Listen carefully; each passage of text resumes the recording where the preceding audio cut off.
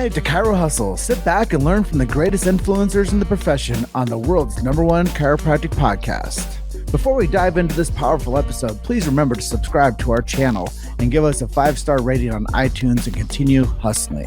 This episode is sponsored by Imaging Services, Chiro Health USA, Chiro Moguls, Chiropractic Rocks, Pure Chiro Notes, Titronics, doTERRA, Sherman College of Chiropractic, New Patients in a Box, the Influencer Authority Podcast Training, and Invisired. Let's hustle. Hey guys, welcome to episode 365 of the Chirohustle podcast. I'm your co-host, Luke Millette, and here's your host, James Chester.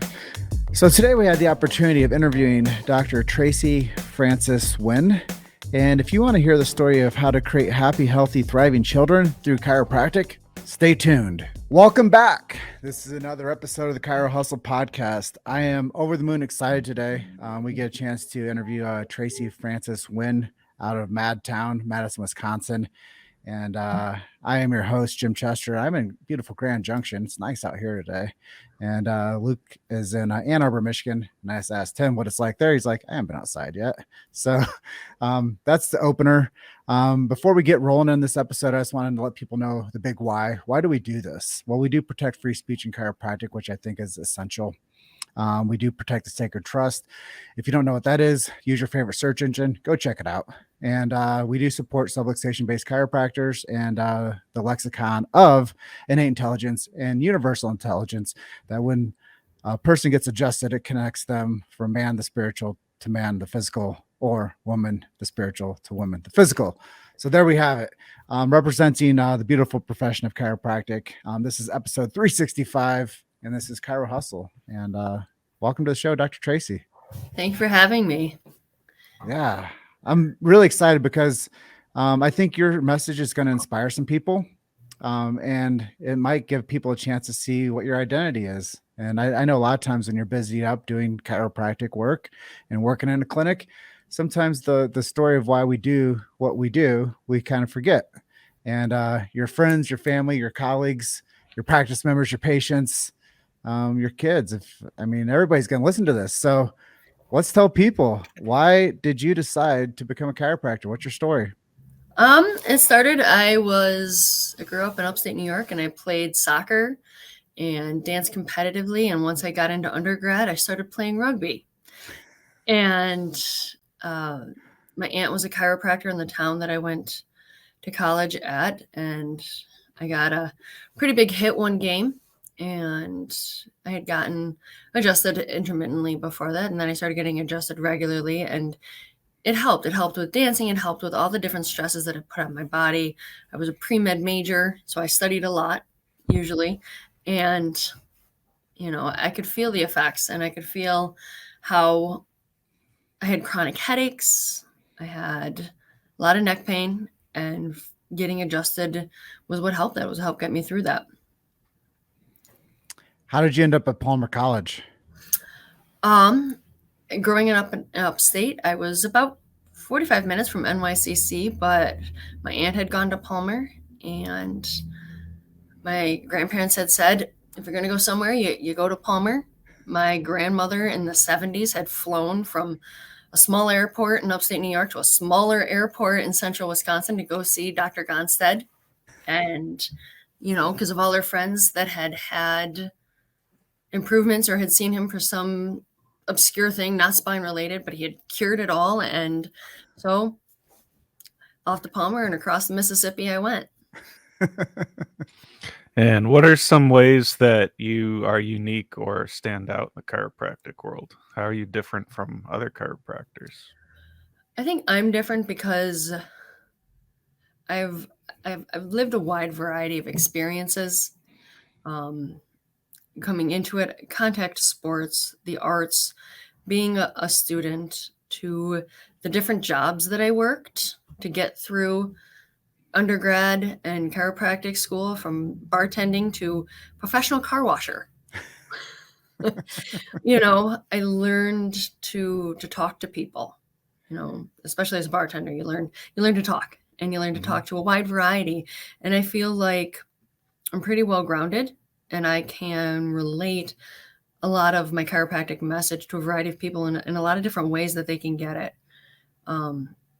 I firmly believe I do take x-rays, and I explain them to the patient, because to see is to know, to not is to guess. And I know for me, especially, if I can see what the problem is, if I can see, the chart of what parts of the spine go to what parts of the body, of the muscles, the cells, the tissues, the organs, if I can relate it to them, that they can understand why they're feeling what they're feeling and how I can help them in a way that they can understand, that doesn't take big words, and I can help them, right now. And so I what think that, what I'm picking up on is you're a servant, you're a healer, you're a chiropractor. And yeah, you got there through athletic excellence, and you got there through necessity to keep you at top of your game. yeah, definitely. Definitely. And I was reading your bio, and it says you're one of the founding members of this women's movement for rugby at Palmer. And let's talk more about that. What was that like? I started when I came out to Palmer. There was no women's team, and in the spring of 2003, Ron O'Brien, the athletic director of Palmer, said, "Well, if you want one, start it." And I was playing for the University of Iowa when I first got there, so I could get some playing time. And there are a lot of people who remember me walking around the side of the men's game with little pieces of paper with my phone number on it, and slowly recruiting and throughout the fall. And then the next winter, we got people started and got us into the unions, and found a couple of people to help get it started, and away we went. And now they're going for USA Rugby playoffs next month. It's powerful. It's amazing. They have scholarships, just like the men. We're recruiting from all over. I never would have seen it growing like that, but it's fantastic. Yeah, I knew that asking you that would like really make you shine a bit, because there's a lot of pride behind that. Palmer pride is a big thing, especially with rugby. It has a long legacy, and you to be one of the founding members of this women's movement, I think is really powerful to discuss. Plus, chiropractors that go through Palmer give back to their communities, and it's every time I meet a Palmer doc that went and played rugby, they are pillars of their community, and they want to give back to the school and see that program really be sustainable and to grow. And Luke's nudging me to tell a bartending story. I was actually a bartender back in Davenport, Iowa as well. And and I was working at the Nan's Piano Bar, and Matt Walker was my door guy at the time. And he was playing rugby at Palmer. And that's who, because of me bartending, he's like, "Hey, man, I think you should consider working at this clinic." And I was like, "Oh, man, I don't know anything about chiropractic, but when I get adjusted, I feel better." And he's like, "Well, that's all you need to know." So anyways, I have my own bartending story of meeting Matt Walker as my door guy, working in the Quad Cities as a bartender. And I could see where you come into play too, because bar culture is heavy in the Quad Cities. Yeah. Yeah. But yeah, it's really cool. It's neat to see that you've now you've been at working as a chiropractor how many years? Since 2006, so 16 years. Wow. Yeah, I mean, Almost. most people, they do anything for 10 years, they're legendary.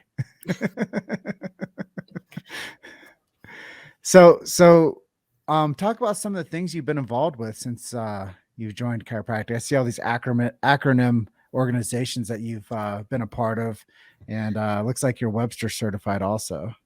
Yeah, I started out, I thought I was going to be a sports chiropractor. And then once I got into practice and I got married and started having children, I found a new passion. And for me, treating prenatal patients, treating children, a lot of people have one specific story of like a huge success or things. For me, I love having people come in first pregnancy, nervous, not sure where to go, and to be able to, through my own experiences, be able to help guide them through that and help make pregnancy and birth less scary, less painful. And there's so many things that we can do to help them, even on their journey of preconception through the pregnancy. There's a lot of things that people are told that's normal. It's normal to have pubic pain. It's normal to have pain in these places. And there's a lot of things, and the surprise on people's faces when I say, "Oh no, I can help with that. I can help it. You don't have to be in pain. You may be discomfort, may have some discomfort, for another human growing inside of you, but I'm not sure you guys can relate, but no, not us two." But it's great to see how much we can help people, how much, us in combination, with the midwives and the OBs to help make pregnancy easier, help improve U.S. birth rates, and help the overall experience, by having, docs who see a lot of prenatal and pediatric populations often create a community where we can feel supported, even with the pandemic and the things of the last 2 years, we're still able to help people, help empower them to make educated decisions from a different amount of viewpoints and different perspectives. What would you say is your favorite way to get new patients scheduled and coming in the office? For me, a lot of it is community referrals, whether it's getting to know the doctors, the local OBs, midwives, but then also just getting out into the public. I don't live in either of the towns that I practice in. And so for me, it's getting out and using the services, hairdressers, oil changes. I always have a shirt on that's got the company logo. So they know I'm the chiropractor. They know, that I'm here, and just making my face well known, making it familiar, the chiropractic, thinking about. I think identity is huge. And I think involving your brand and personal relationships in your community is really smart. And I think a lot of times people, they're like undercover chiropractors, and they're like out there, but some are like the other extreme end of it. Like, they can't stop talking about their profession, which I also think is, it's important to do that too. But I think it's really cool how you can build community relations and be branded as the chiropractor. Yeah, for sure. People, they appreciate genuine caring, that it's not all about you or what you can provide, but the interest in what they can provide, and finding out about them, and the natural inclination to then ask, what can I do? So would you say you're more of a social media driven practice now, or are you more of a internal referral practice? Internal referral, for sure, especially, growing families, referring the whole family into us. It's a natural growth. Yeah, that's cool. Are you doing anything marketing wise outside of the referral systems? Not in terms of traditional as much anymore. It used to be a lot of Chamber of Commerce, United Way projects, participating, now getting involved with various organizations in terms of hosting volleyball teams and participating on it. One of the towns I practice in, Sauk City, loves to have festivals, whether it's the Cow Chip Festival, which involves throwing dried pieces of cow poop, and to see how far you can throw it. It's one of the most interesting festivals that I've ever been a part of, so wearing our chiropractic shirts and throwing cow patties. But best like response ever. So what are some other ways you like to stay active? Well, I have My kids are 8 and 10, and so I get involved with their sports a lot. They both love soccer and dance, so being a dance mom, a nice dance mom, I'll clarify that. Being involved with my kids' sports team, whether it's managing the team or I recently became certified to be a referee. So I'm at the games, and whenever one of the kids gets hurt on the sideline or one of the things, as I'm sitting on the sideline talking to the parents, most of my gear says chiropractic. So at this point, they all know I'm a chiropractor. So whether it's them, their kids, the coaches, usually people are coming up during the game, or, I see stuff. I let parents, strike up conversations and just get around, and talking. I used to do a lot of stuff that wasn't necessarily near and dear to my heart. As I've gotten a little older, a little busier, a little more mature, I've realized that when you have genuine interest, when it's something you really do feel passionate about, people know it. And so while it's good to get out and do industry tours, when I first moved here, we have some industries. I always go out and get tours of them, see what's going on. We have Culver's is from Sauk City. The first Culver's is across the street from our clinic.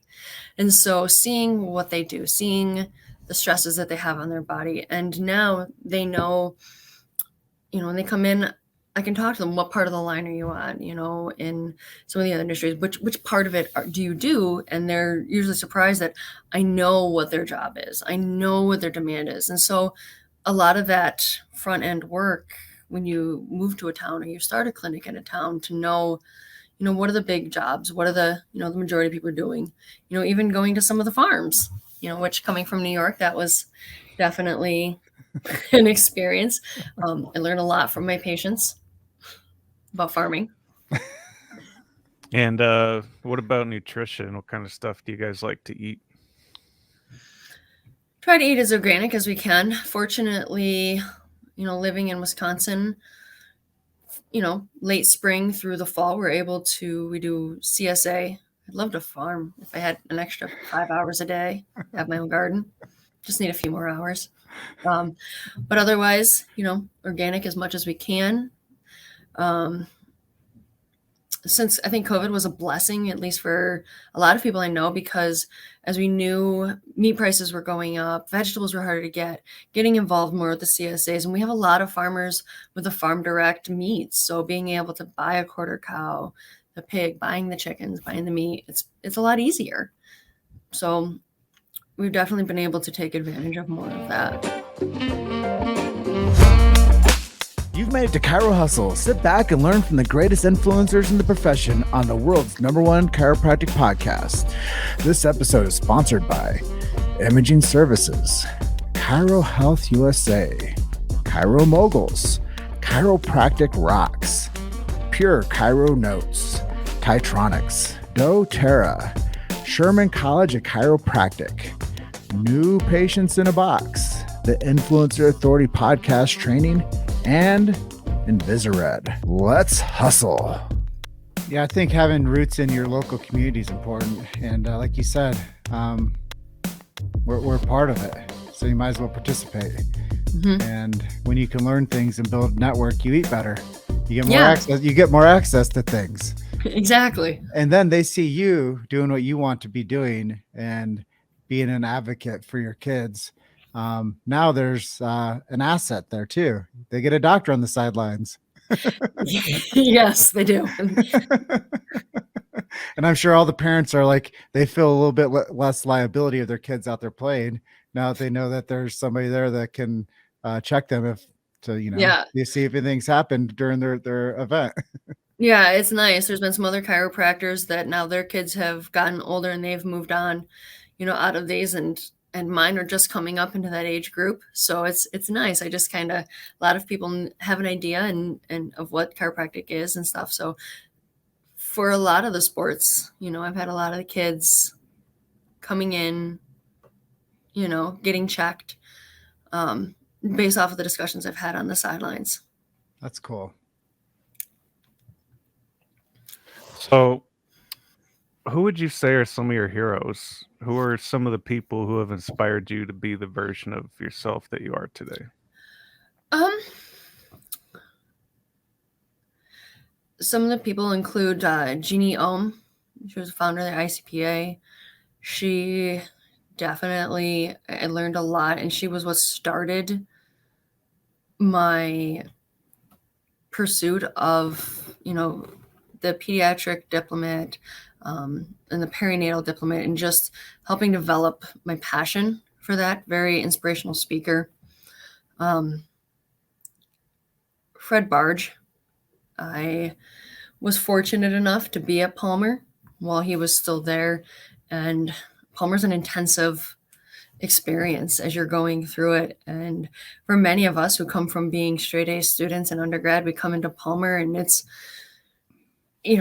kind of mind-blowing. And I remember I had not done well on a test, and I was looking on the exam scores hallway, and I was a bit upset. And he came out of his office and happened to pass me and gave some very inspirational words about perseverance, that it's okay to fail as long as you pick yourself up. He told me the story of JFK and failing the bar exam, and that then, he persevered, he went through and, became the president that he was. And it just it was inspirational. Probably most recently, there's some women, Danielle Eden, Marcia Schaefer, women who really live, through their beliefs and help inspire others to, everyone may not like you, and that's okay. As you live true to yourself, and the rest will follow. Mm-hmm. Yeah, it's powerful.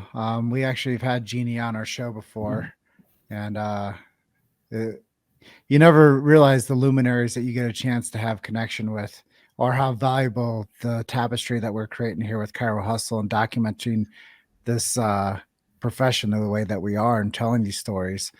There's so much value now that we have the opportunity for people to go back and listen to an archive, like, our interview with Jeannie. And I've been in this profession now for 13 years.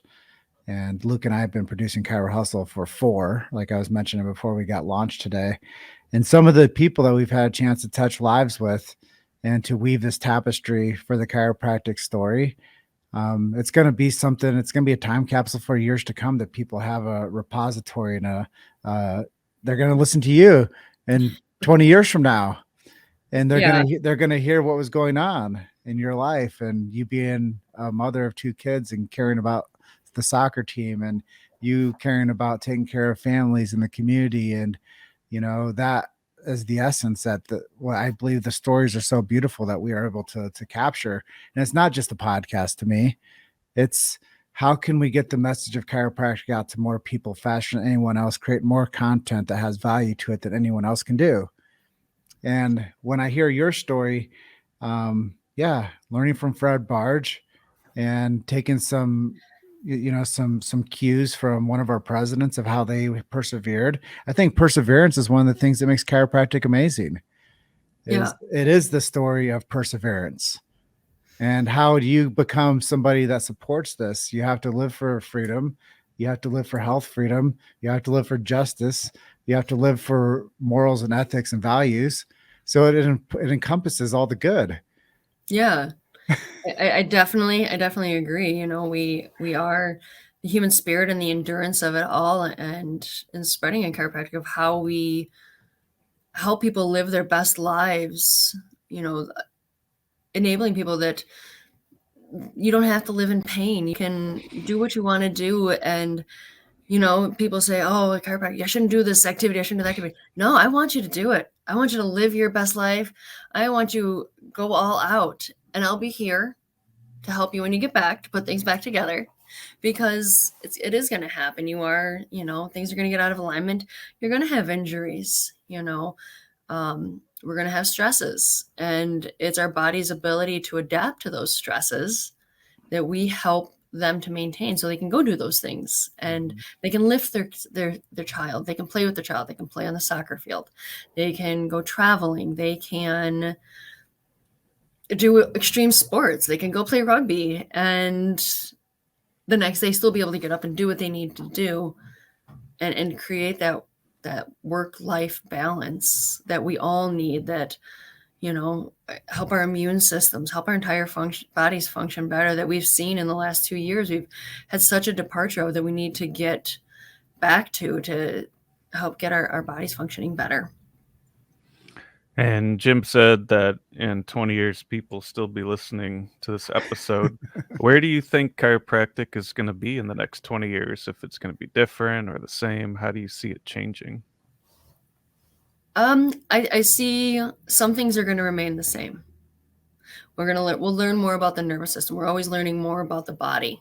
The science is always evolving. And as we evolve with that, there will always be some people that are going to do the straight chiropractic, that are going to be subluxation based, and there are going to be people who are going to integrate with some of the other professions, as we see it now with the naturopathy, the acupuncture, the various other modalities that people can use to help people. And I think it's just going to evolve. And I think as long as we maintain the integrity of both, there's the people who are going to get into more of the allopathic mainstream, but bring our perspective in it. And I think that as long as we all have our roles in healthcare, and the more we respect each of them and recognize each other and realize that we can all work together, it doesn't have to be one or the other. There's a place for all of it. I mean, I've had emergency discectomy surgery 5 years ago. I woke up, blew my disc, and 36 hours later, I was in surgery. There's a place for it. There's a place for all of it, and less hate, less cutting down of each other, and more recognizing of the different strengths that we have, the better care we can provide for all of our patients. Just because someone practices different than I do or has a slightly different belief, as long as we respect each other and realize it's all for the benefit of the patient, it's all for the society. Great answer. And as we start to wind this episode down, maybe you could share with us one of your favorite testimonial stories of a impactful story of a patient in your office that you've seen.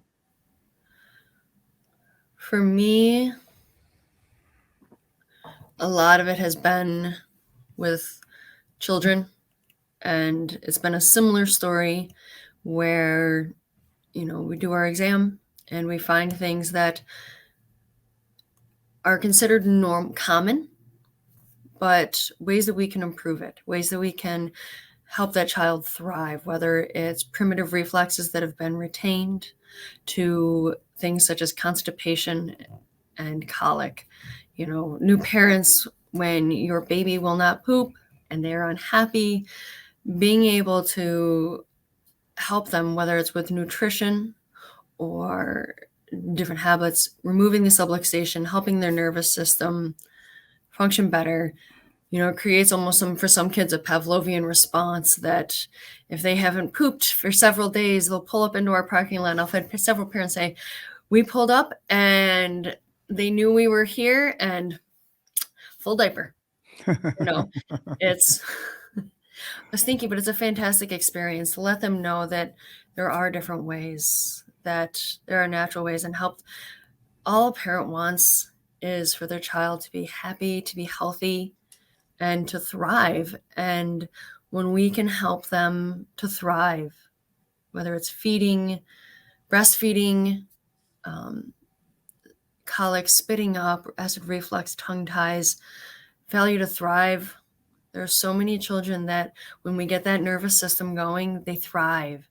And that parent that feels up to that point sometimes feels like a failure, where they feel like they can do it, and that confidence is reestablished in them. That, for me, it's not necessarily a single story, but as a parent, being able to feel like you're doing good by your child, that you're doing everything you can, no matter what, in spite of all the challenges, for me, that's the best feeling in the world. And a lot of times people don't think of that as being a chiropractic case. Yeah. They don't, like, the baby's not saying, hey, I had a motor vehicle accident. I need to get my x-rays so I can Yeah. get the PI going. Like, no, the baby's like, yeah, that works. Yeah. And guess what? They probably quit crying. Guess what? They probably let the parents sleep at night. Guess what? There's probably harmony in the household again. Yeah, there's the human experience is enriched and enabled. Well, let's take this back full circle, back to Palmer College of Chiropractic. Played rugby there. You're a proponent of that program. Let's talk to people for the last minute about if they are considering a future becoming a chiropractor and possibly playing rugby, what the opportunities are at Palmer. At Palmer, we have, we have scholarship opportunities for women. That's grad school. There isn't many opportunities for athletic-based scholarships and for women to play. And when you get involved with the program, especially with rugby, the drive, the skills that you learn to manage practice and games and the travel and the people that you meet. And now that we have, a high level team, you're meeting people all over. You're meeting different people from all different walks of life. You get you that experience, get you out of Davenport, meet people. And it's a world-class program. And to go to Palmer, where it all started, the history, the philosophy that Palmer has is amazing. And you can't get that. You can't walk downtown and see where the first chiropractic adjustment was made. You can't see where the Palmers lived, the sororities and the fraternities, and the long legacy that we have. And with rugby, you go back, as a rugby player, you can go through an airport and ruggers know ruggers. And it's a community worldwide. And we support each other. And with Palmer Rugby, having the diversity that we do and having the long history that we do, there's contacts everywhere, all around the world. So no matter where you want to practice, you can find a Palmer Rugby alumni anywhere. And the world is your oyster. You can go wherever you want. You can experience chiropractic and rugby. Beautiful. Thank you for sharing that. And as we wrap this episode up, maybe you can give our listeners a website or two if they wanted to learn more about you. We have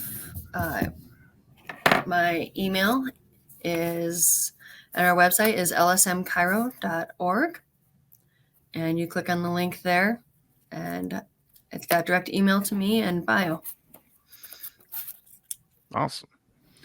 Well, Tracy, thank you very much for being our guest today. This was a fun one. Thank you for having me. Yeah, and we're going to wrap up 365 today with you. Thank you for being a part of the chirohustle podcast legacy. And I look forward to the next time we get to spend some time with you. Definitely. Thank you. See you next time. Bye for now. Thanks for listening to Chiro Hustle. Don't forget to subscribe and check back next week to continue hustling.